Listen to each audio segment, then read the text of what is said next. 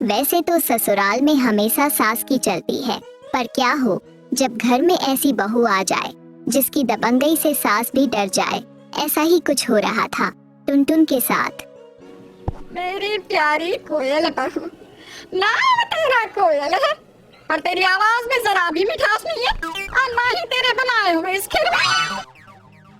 माँ जी, आपको कब मेरे हाथों का बनाया हुआ खाना पसंद आया है? बहू, जब तू खाना अच्छा बनाएगी तब पसंद भी आ जाएगा। हर समय दबंगगिरी झाड़ने से कुछ नहीं होता। माँ जी, मेरे दबंगगिरी की तो बात ही मत करना। और रही मेरी खीर की बात, तो वो बहुत टेस्टी बनी है। मेरी बनाई हुई खीर में नुक्स निकालने की कोई जरूरत नहीं है। और अगर अब आपने मुझे और परेशान करने की सोची ना, तो मैं खाना बनाना ही बंद कर दूंगी। फिर खुद बनाती रहना अपने लिए खाना।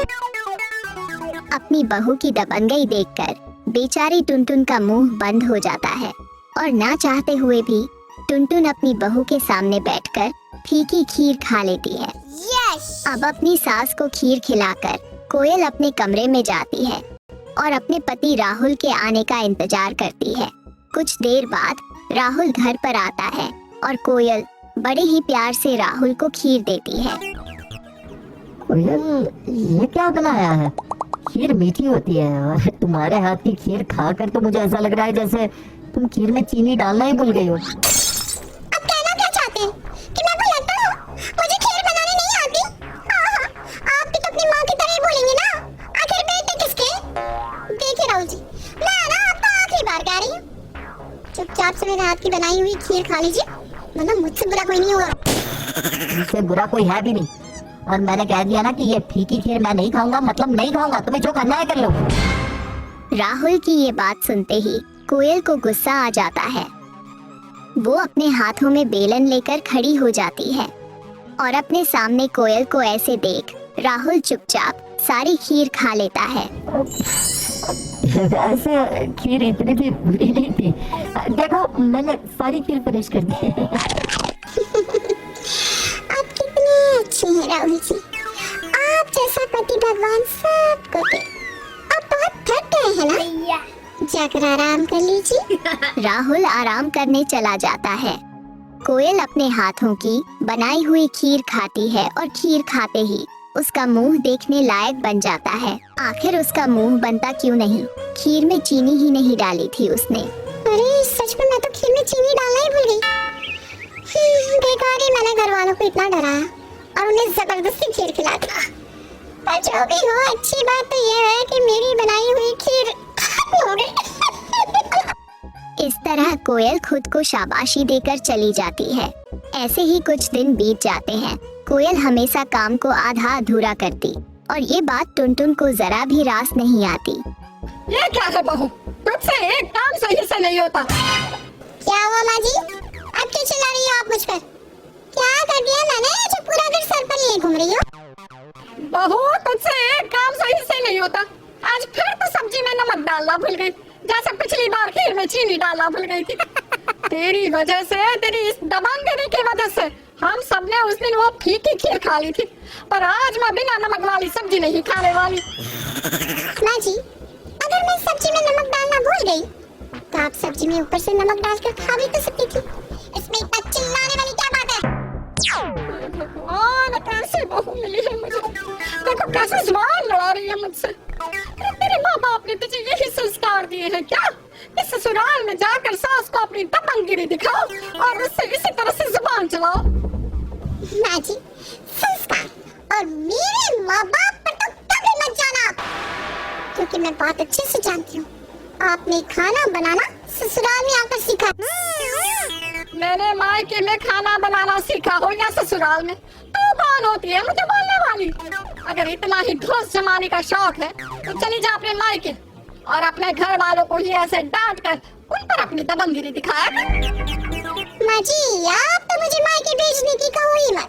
अगर मैं अपने मायके चली गई ना एक बार, तो आप यहाँ बैठकर रोती रह जाओगी और मोहल्ले वाले आपको ताने देंगे।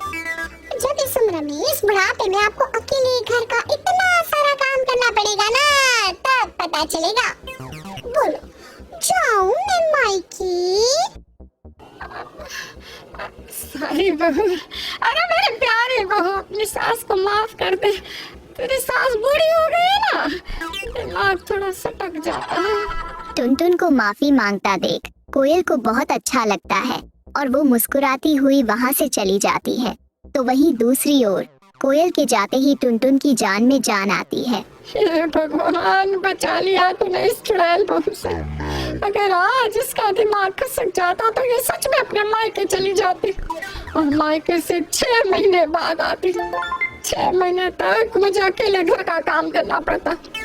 अरे जैसी थी है, कम से कम घर का काम तो कर ही लेती है, भले ही आधा अधूरा से। सास बहू में आए दिन इसी तरह की खिटपिट होती रहती, पर टुनटुन अपनी बहू से बहुत ज्यादा प्यार करती थी। अब ऐसे ही कुछ दिन बीत जाते हैं और एक दिन टुनटुन की पड़ोसन कोयल की शिकायत लेकर घर पर आती है। देखो टुनटुन बहन, अपनी बहू से इतना दब कर रहना अच्छी बात नहीं, और अपनी बहू को समझा दो कि अपनी दबंगई अपने घर में ही दिखाए, हम पड़ोसियों को दिखाने की जरूरत नहीं है। ऐसा क्या कर दिया मेरी बहू ने जो तुम मुझे इतना सुना रही हो? मेरा बेटा कल बाइक से घर आ रहा था और तुम्हारी बहू बाजार जा रही थी। मेरे बेटे का ध्यान नहीं गया और कीचड़ में उसकी बाइक चली गई। कीचड़ के कुछ छींटे तुम्हारी बहू के ऊपर चले गए। फिर क्या था, तुम्हारी बहू ने मेरे बेटे को रोककर उसे एक तमाचा मार दिया। ये तो बिल्कुल सही किया मेरी बहू ने। क्या सही किया? अरे मैं पूछती हूँ, अगर कल को तुम्हारे बेटे के साथ ये हुआ होता तो तुम क्या करती? इस बात को लेकर टुनटुन की पड़ोसन जोर जोर से चिल्लाने लगती है। पड़ोसन की आवाज सुनकर कोयल बाहर आती है और कोयल के आते ही पड़ोसन का मुंह बंद हो जाता है। क्या हुआ आंटी जी, आपकी बोलती बंद हो गई? अब बोलिए ना, क्या बोल रही थी आप? कुछ भी तो नहीं बहू, मैं तो बस टुनटुन बहन से सिर्फ इतना कहने आई थी कि गलती हर किसी से हो जाती है। प्यार से बात करके समस्या का हल किया जा सकता है ना? तुम्हें मेरे बेटे को थप्पड़ नहीं मारना चाहिए था। वो तो शुक्र मनाओ आंटी जी कि कल मेरा मूड बहुत अच्छा था, इसलिए मैंने आपके बेटे को सिर्फ एक थप्पड़ लगाया। अगर कल मेरा मूड गर्म होता ना तो मैं आपके बेटे को उसी कीचड़ में डुबा डुबा कर मारता। ये सब देखकर टुनटुन हंसने लगती है और अपनी बेइज्जती होते देख पड़ोसन वहाँ से चली जाती है। अब ऐसे ही कुछ दिन बीत जाते हैं और आए दिन पड़ोस की कोई ना कोई औरत कोयल की शिकायत लेकर टुनटुन के पास आती। ये देखकर टुनटुन एक दिन राहुल से कहती है, राहुल बेटा, बहू की दबंगगिरी बढ़ती ही जा रही है। पहले तो सिर्फ घर में ही दिखती थी, पर अब पूरे मोहल्ले में भी हो रही है। अब बहू हर किसी के लफड़ों में घुसने की कोशिश करती है। तो समझाना बहू को कि वो अपनी दबंगगिरी छोड़ दे, कहीं ऐसा ना हो कि उसकी दबंगगिरी कभी हम पर ही भारी पड़ जाए। माँ, मैं सिर्फ कोयल को समझा सकता हूँ, उसे मजबूर नहीं कर सकता। आप जानते हो ना उसका नेचर। कोयल टुनटुन और राहुल को आपस में बात करते हुए देख लेती है और अपनी वजह से उन दोनों को परेशान देखकर उसे बिल्कुल अच्छा नहीं लगता। अब कोयल गुस्से में टुनटुन और राहुल के पास जाती है। अपने सामने कोयल को देखकर वो दोनों चुप हो जाते हैं। माँ जी, आप राहुल जी से मेरे बारे में क्या बात कर रही थी? नहीं तो बहू, कुछ भी तो नहीं। माँ जी डरिए मत, अब से मैं मोहल्ले में अपनी दबंगगिरी नहीं दिखाऊंगी। पर हाँ, अगर मोहल्ले की किसी भी औरत ने आप दोनों के लिए कुछ भी बोला ना तो मैं उन्हें छोड़ने वाली नहीं हूँ। ठीक है बहू, और वैसे भी मुझे तो अपनी बहू की दबंगगिरी ना बहुत पसंद है। इसलिए तू अपनी दबंगगिरी हम लोगों पर झाड़ती रहे। इस तरह से कोयल और टुनटुन के बीच का मसला सुलझ जाता है, जिसके बाद से कोयल पड़ोसियों से लड़ना छोड़ देती है। अपनी शादी के 1 महीने बाद अपने पति के साथ शिल्पा मायके आती है। अरे जी देखिए तो कौन आया है, आपकी बेटी और दामाद। बैठे बैठे विवेक जी। दामाद के बैठने के पहले ही शिल्पा जाकर सोफे पर बैठ जाती है, जिसे शिल्पा की माँ आंखें दिखाते हुए फुसफुसा कर कहती है, तू पहले क्यों बैठ गई? दामाद जी को तो बैठने देती, अब वो कहाँ बैठेंगे मेरे सर पर? बैठे बैठे दामाद जी सोफे पर, मैंने नया नया कवर भी लगाया है, इसी पर बैठिए। तभी कॉलेज से शिल्पा की छोटी बहन प्रिंसी वहाँ आती है। अच्छा हुआ तो कॉलेज से आ गई, चल मेरे साथ रसोई में देख, जीजा जी आए हैं, उनकी खातिरदारी करनी है कि नहीं? प्रिंसी अपनी माँ के साथ रसोई में जाती है और उसकी माँ उससे कहती है, ये ले 200 रुपए। तेरे जीजा जी को नत्थू हलवाई के समोसे बड़े पसंद है। उसके पास से समोसे और जलेबियां लिया, और किसी मिठाई की दुकान से 8-10 ढोकले और 2 बोतल कोल्ड ड्रिंक की भी। छुपा कर लाना, तेरे जीजा जी को ये नहीं लगना चाहिए कि उनके आने के कारण हमने कोल्ड ड्रिंक मंगवाया है, वरना हमारी बेटी के ससुराल में क्या इज्जत रह जाएगी। शिल्पा तो जानती ही थी कि रसोई में क्या गुटुरगू चल रही है। वह रसोई में जाकर अपनी माँ से कहती है, जब मैं अपने ससुराल जाती हूँ तो जाती ही मुझे काम करना पड़ता है, और ये अपने ससुराल आए तो इनकी खातिरदारी हो रही है। ये कौन सी बात है मम्मी? शादी को 1 महीना हो चुका है, अब ये सब ड्रामा करने की कोई जरूरत नहीं है। वैसे भी मेरी शादी के लिए लिया हुआ लोन अब तक चुका नहीं है, तो फिजूल खर्च तो करो ही मत। प्रिंसी का भी तो देखना है ना। और पता नहीं विवेक जी को क्या हो गया है, हर दूसरे दिन कहते अपने मायके चलो, अपने मायके चलो। अब हम रोज आते रहेंगे तो सारा काम छोड़कर तू इनकी खातिरदारी ही करती रहेगी क्या मम्मी? बेटे के माँ बाप को इतना तो करना ही पड़ता है बेटा। अब तू जा अपने पति के साथ बैठ, बेचारे दामाद जी को कितना अकेला लग रहा होगा। अपनी माँ की कही बात सुनकर प्रिंसी बाजार से कोल्ड ड्रिंक और नाश्ता लेकर आती है और अपने जीजा के सामने परोसती है, जिसे देखकर वो कहता है, अरे मम्मी जी, हर बार वही समोसे, नत्थू हलवाई की। मेरा ना मन भर गया है इन समोसों से। ये बगल में रसोई रेस्टोरेंट है ना, वहीं से दोपहर का खाना मंगवा लेते हैं, अगर आपको ठीक लगे तो। हाँ हाँ दामाद जी, क्या दिक्कत होगी? प्रिंसी, ये सब नाश्ता यहाँ से ले जा, और जीजा जी की पसंद का खाना ऑनलाइन ऑर्डर करते बेटा। रेस्टोरेंट से विवेक की पसंद का खाना ऑर्डर हो जाता है। कितनी गर्मी है ना प्रिंसी यहाँ। फैन और तेज नहीं होगा क्या पापा जी? ना कूलर निकाल देता हूँ ना जवाई जी। नहीं नहीं पापा जी, कूलर के पानी से ना मुझे इन्फेक्शन हो जाती है, मुझे तो एसी की आदत है। अच्छा कोई बात नहीं, ऐसे ही खा लेता हूँ।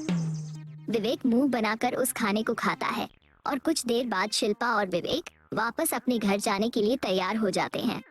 आपकी बेटी को ले जा रहा हूँ मैं मम्मी जी, अपनी बेटी को जो देना लेना हो कर लीजिए।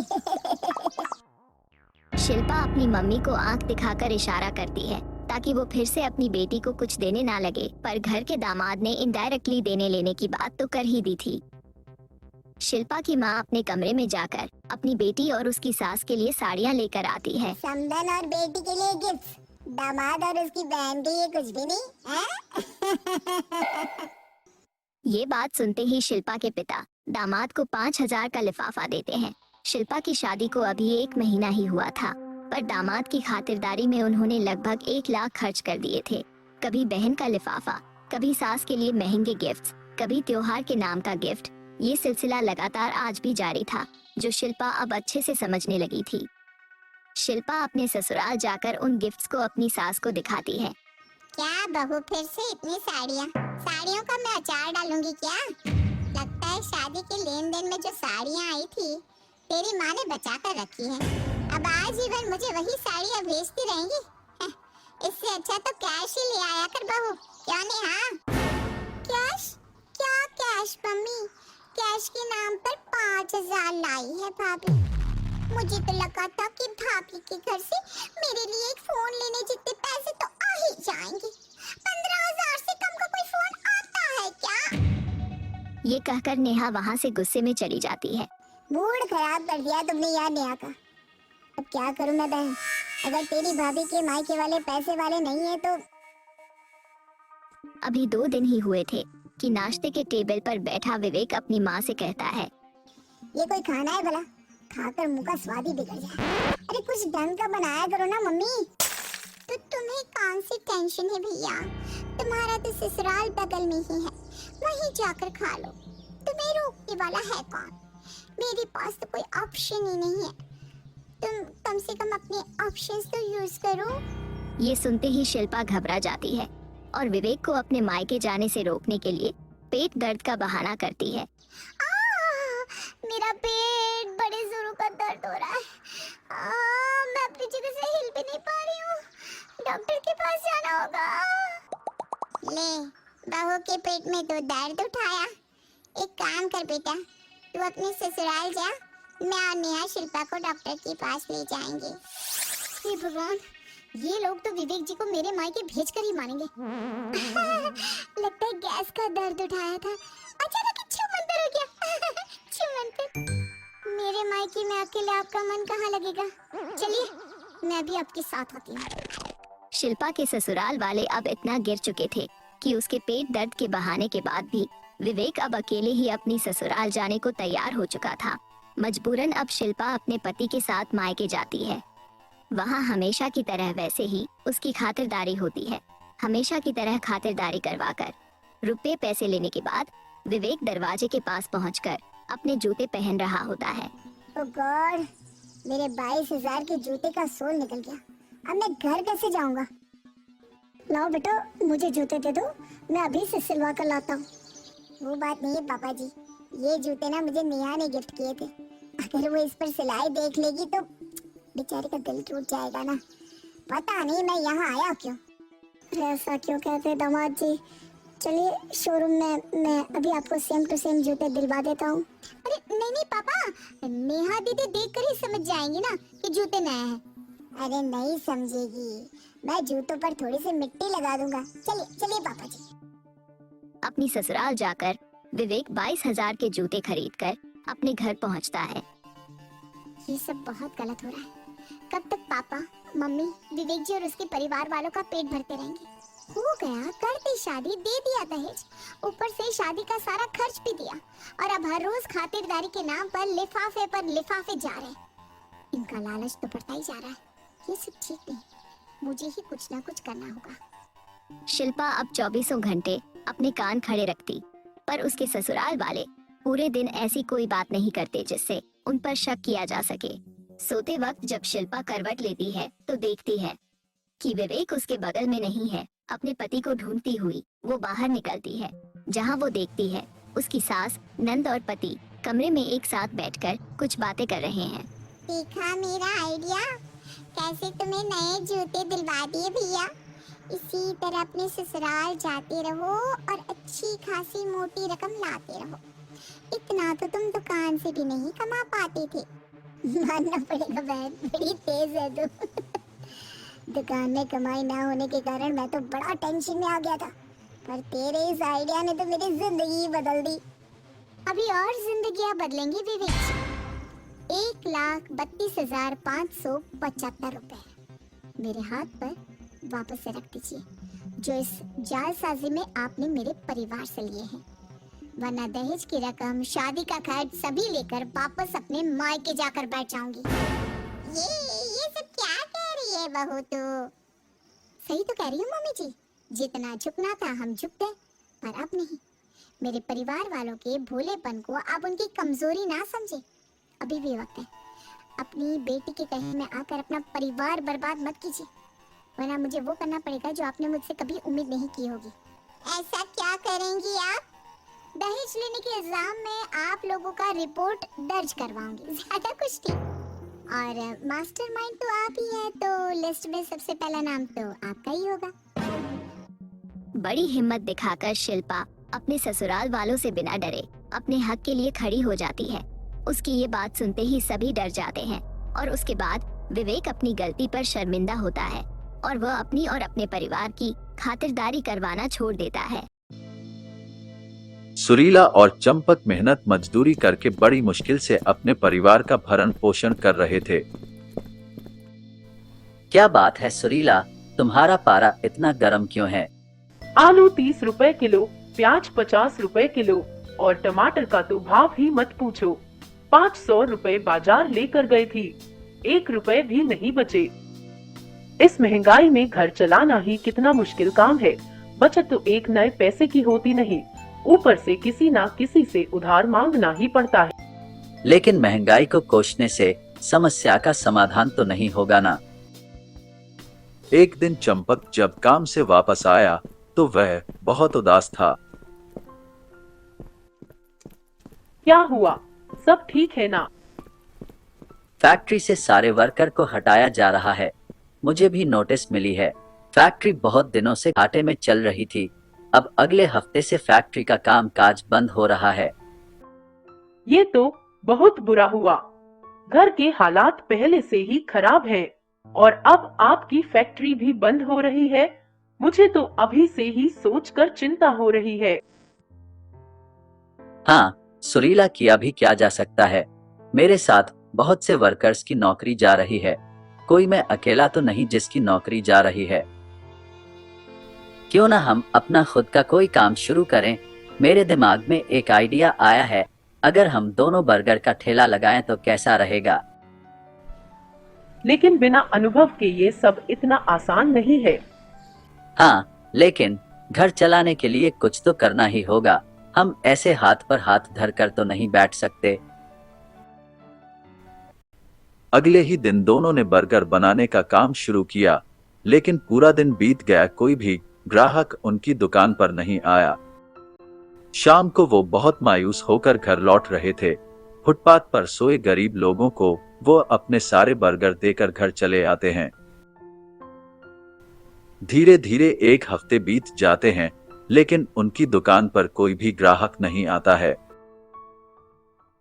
सुरीला, धीरे धीरे एक हफ्ता बीत गया लेकिन हमारी दुकान पर कोई भी ग्राहक नहीं आ रहा। क्यों ना हम अपना ठेला ज्यादा भीड़ वाली जगह पर लगाएं, जिससे कम से कम कुछ तो बिक्री शुरू हो। हाँ, वैसे भी हमारा बहुत नुकसान हो चुका है। अब हमें जगह बदलकर भी देख लेना चाहिए। जैसे ही वे अपना ठेला बाजार के अंदर लगाते हैं, देखते ही देखते उनकी दुकान पर ग्राहकों की भीड़ लग जाती है और उनके सारे बर्गर बिक जाते हैं। अब वो रोज अपना ठेला बाजार में लगाने लगे और खूब आमदनी करने लगे। कमलपुर गांव में चंपक और राजू नाम के दो दोस्त रहते थे। वे बहुत गरीब थे। वे गांव में ही रहकर छोटे मोटे काम करके अपना गुजारा कर रहे थे। यार चंपक, घर में कुछ खाने को है क्या? बहुत जोर से भूख लगी है। यार, खाने को तो कुछ भी नहीं है और जेब में पैसे भी नहीं हैं। इसके बाद वे दोनों काम की तलाश में इधर उधर भटकने लगते हैं, लेकिन शाम होते होते उन्हें कोई काम नहीं मिलता।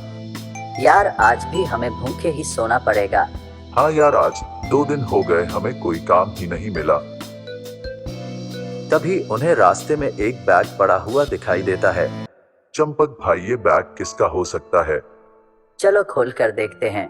बैग खोलकर देखने पर दोनों की आंखें खुली की खुली रह जाती हैं। यार, इतना सारा पैसा किसका होगा? ये पैसा जो रास्ते में ही छोड़कर चला गया। फिलहाल हमें इस बैग को घर लेकर चलना चाहिए। वे दोनों उस बैग को लेकर घर चले आते हैं। घर पर जब वे बैग को पूरा खोलकर देखते हैं, तभी बैग में उन्हें एक विजिटिंग कार्ड मिलता है। यार, ये तो किसी कंपनी का विजिटिंग कार्ड लग रहा है। जरूर इस पैसे का कनेक्शन इस कंपनी से है। हाँ राजू भाई, तुम सही कह रहे हो। हमें इस कंपनी में जाकर पता करना चाहिए। सुबह होते ही दोनों पता पूछते पूछते उस कंपनी में पहुंचते हैं। कहाँ घुसे चले आ रहे हो? मुझे इस कंपनी के मालिक से मिलना है। ऐसे कैसे मिलने दे दें? तुम्हारे जैसे 365 लोग दिन भर यहाँ आते रहते हैं। जाओ, मेरा टाइम खराब मत करो। तभी वॉचमैन को किसी का फोन आता है और वो उन दोनों को अंदर भेजने को कहता है। चंपक और राजू अंदर कंपनी के मालिक के पास पहुंचते हैं। सेठ, हम कल शाम को घर जा रहे थे, हमें रास्ते में ये बैग मिला। इसमें इस कंपनी का विजिटिंग कार्ड था, जिसकी मदद से हम यहाँ पहुँचे। क्या ये बैग आपका है? हाँ, ये बैग मेरा ही है। कल हमारी कंपनी की एक दूसरी कंपनी के साथ डील थी। ये पैसा मैं उसी कंपनी को देने के लिए जा रहा था। मैं गाड़ी काफी तेज चला रहा था, तभी पता नहीं कैसे डिक्की खुल जाती है और ये पैसे डिक्की से निकलकर बाहर गिर जाते हैं। मैं रात भर बहुत परेशान था। जब तुम दोनों वॉचमैन से बात कर रहे थे, तब मैं तुम दोनों को सीसीटीवी कैमरे में देख रहा था। तुम्हारे हाथ में यह बैग देखकर ही मैंने तुम दोनों को अंदर बुलाया। तुम दोनों ने ये पैसे लौटाकर मेरी बहुत बड़ी मदद की है। तुम दोनों वैसे काम क्या करते हो? सेठ, फिलहाल तो हमें कई दिनों से कोई काम नहीं मिला और हम लोगों ने 3 दिनों से कुछ नहीं खाया। ये सब सुनकर सेठ बहुत भावुक होता है और तुरंत उन दोनों के लिए खाना ऑर्डर करता है। क्या तुम दोनों मेरी कंपनी में काम करोगे? मुझे तुम्हारे जैसे ईमानदार लोगों की जरूरत है। चंपक और राजू दोनों झट से हाँ कर देते हैं। और खुशी खुशी उस कंपनी में काम करने लगते हैं। एक तोता पिंजरे की कैद से आजाद होकर जंगल पहुंचा। आज कैद से रिहा होने के बाद बहुत अच्छा लग रहा है। ऐसा सोचकर तोता बहुत खुश हो रहा था। थोड़ी देर बाद तोते को भूख लगती है। अब मैं क्या खाऊं? यहाँ तो खाने के लिए कुछ नहीं दिख रहा।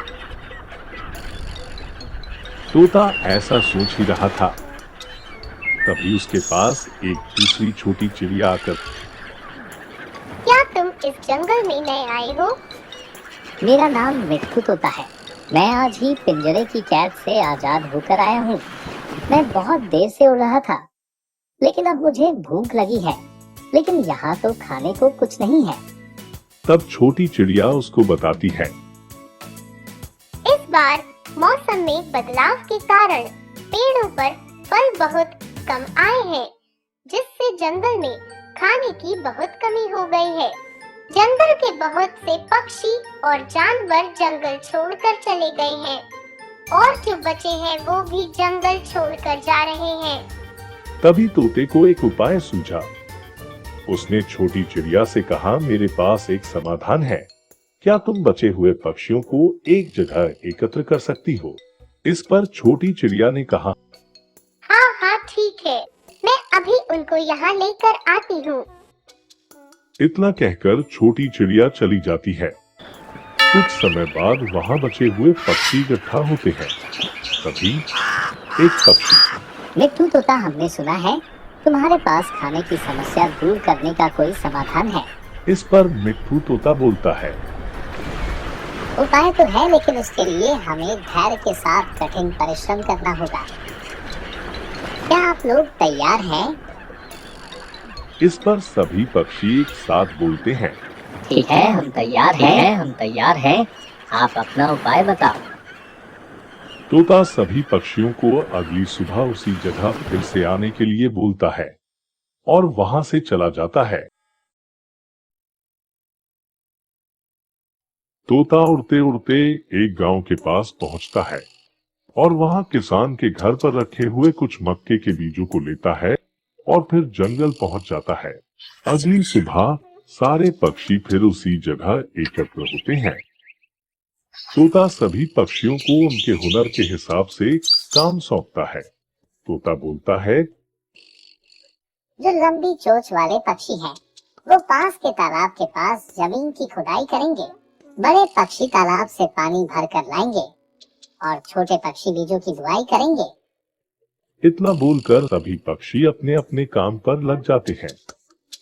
कुछ दिनों बाद मक्के की फसल तैयार होती है, जिसे देखकर पक्षी बहुत खुश हो जाते हैं और उनकी खाने की समस्या का समाधान हो जाता है। इस कहानी से हमें ये शिक्षा मिलती है कि मनुष्य अपने कठिन परिश्रम और सूझबूझ से बड़ी समस्या का समाधान कर सकता है। जंगल में आज फिर सन्नाटा पसरा था। आज फिर जंगल में रहने वाली शैतान लोमड़ी ने मासूम चिड़िया को अपना शिकार बनाया था। इस जंगल में रहना बहुत मुश्किल हो गया है। हाँ, तुम सही कह रहे हो। अगर इसी तरह से पक्षी बेमौत मरते रहे तो एक दिन ये जंगल वीरान हो जाएगा। जंगल के सारे पक्षी बहुत परेशान थे। उनके पास कोई समाधान नहीं था। तभी वहाँ जंगल का सबसे आलसी पक्षी चिंटू उनके पास आता है। लगता है आज शैतान लोमड़ी ने फिर एक पक्षी को मार दिया। दोस्तों, चिंता मत करो, मैं आ गया हूँ। मैं उस शैतान लोमड़ी को मजा चखाऊंगा। वहाँ मौजूद सभी पक्षी चिंटू का मजाक उड़ाते हुए वहाँ से चले जाते हैं। लेकिन चिंटू ने भी ठान ली थी कि वह जंगल के पक्षियों की परेशानी का हल जरूर निकालेगा। लेकिन वह जानता था कि ये काम इतना आसान नहीं है। तभी वह अपने दोस्त शेरा की मदद लेने के लिए उसके पास जाता है और उसे सारी कहानी बताता है। शेरा चिंटू की मदद करने के लिए तैयार हो जाता है। रात होते ही वे दोनों शैतान लोमड़ी को सबक सिखाने के लिए जाते हैं। जबरदस्त धुलाई के बाद शैतान लोमड़ी वहाँ से दुम दबाकर भाग जाती है और इस काम के लिए जंगल के सारे पक्षी चिंटू और शेरा की खूब तारीफ करते हैं। चतुर कौवा आजकल बहुत खुश था, क्योंकि उसने खाना ढूंढने का नया तरीका जो खोज लिया था। वो रोज किसान के घर में पेड़ पर जाकर बैठ जाता, जैसे ही किसान की पत्नी अपने मुन्ने को रोटी देकर इधर उधर जाती, वैसे ही चतुर कौवा झट से रोटी छीनकर भाग जाता। वाह वाह, शैतान हो तो कोई मुझसा, मैं तो इंसानों से भी रोटी छीन लेता हूँ। मिट्ठू तोता बहुत भूखा था। वो उड़ते हुए चतुर कौवे के पास आता है। अरे चतुर कौवे, ये रोटी कहाँ से लेकर आए हो? मुझे भी थोड़ी सी दे दो, बहुत जोरों की भूख लगी है। ना ना, मैं ये रोटी इंसान के बच्चे से छीन कर लाया हूँ। बहुत मुश्किल होता है इंसान से रोटी चुरा कर लाना। मैं ये रोटी तुम्हें नहीं दे सकता। ऐसा कहकर चतुर कौवा रोटी उठाकर वहाँ से चला जाता है। बहुत दुष्ट है ये कौवा, जिस दिन पकड़ा गया ना, बहुत पीटा जाएगा। उधर किसान की पत्नी बहुत परेशान थी कि उसका मुन्ना रोटी खाता है, फिर भी ना जाने क्यों वो कमजोर होता चला जा रहा है। मुन्ने के पापा, मैं हर रोज बेबी को रोटी का टुकड़ा देती हूँ, फिर भी ना जाने क्यों मुन्ना हमारा कमजोर होता जा रहा है। मैं भी यही सोच रहा था कि हमारा मुन्ना दिन ब दिन कमजोर क्यों होता जा रहा। जंगल में चतुर कौवा अपनी बहादुरी के किस्से दूसरे पक्षियों को सुना रहा था। मैं पीछे से गया और जैसे ही किसान की पत्नी अपने मुन्ने को रोटी देकर गई, मैं झट से रोटी लेकर भाग आया।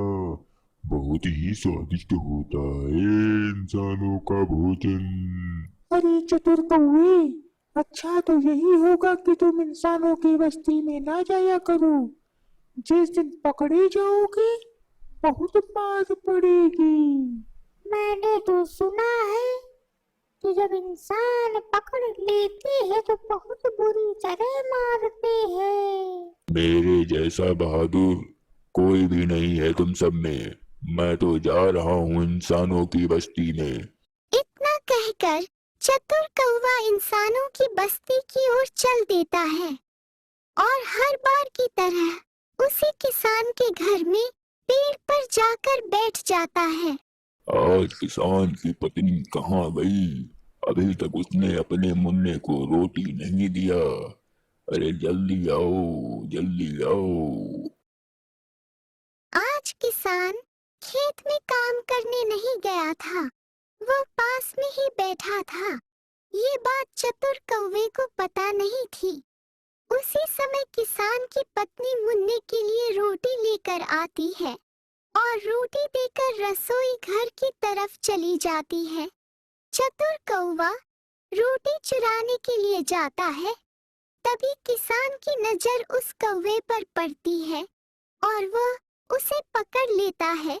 वह कौवे को बहुत पीटता है और पेड़ में उसे बांधकर वहां से चला जाता है। छोड़ दो, छोड़ दो, अब मैं भूल कर इधर नहीं आऊंगा।